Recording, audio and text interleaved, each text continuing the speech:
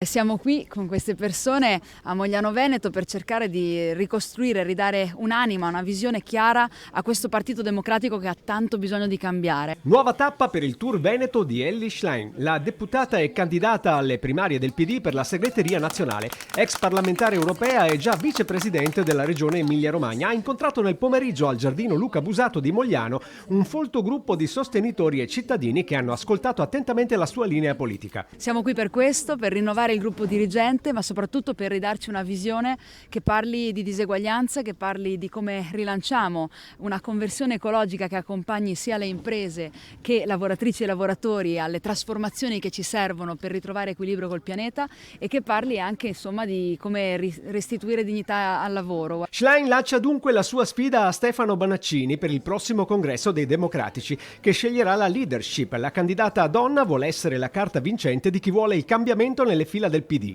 Per modernizzare un partito veramente serve una leadership femminile ma anche femminista che in un qualche modo mette in discussione le certezze e i paradigmi che ci sono stati fino adesso. Un nuovo welfare, sostegno alle donne e sanità sono i punti importanti esposti dalla candidata. Lotta alle disuguaglianze, investire su economia verde e digitale, agevolare i giovani e favorire il lavoro. Il 62% dei lavoratori più giovani under 24 in questo paese conosce solo contratti precari, solo contratti a termine. È a loro che pensiamo quando diciamo facciamo come in Spagna, limitiamo i contratti a termine e rendiamo più stabile l'ingresso nel mercato del lavoro, perché se entri precario resti precario.